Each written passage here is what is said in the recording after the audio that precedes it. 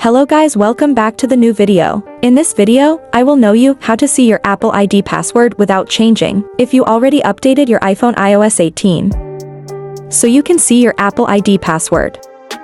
But if you don't have update iOS 18, so sorry you can't see your Apple ID password. It's my iPhone 14 Pro and I upgraded my iPhone iOS 18. I will show you. Now I can see my Apple ID password without changing it. iOS 18 have new apps in iPhone home screen. The app name is Password and app face look like key. Just tap on Password app. This apps are you open, then verify your Face ID, Touch ID, or passcode. After opening the app, then tap on Apple ID password. Again tap on Apple.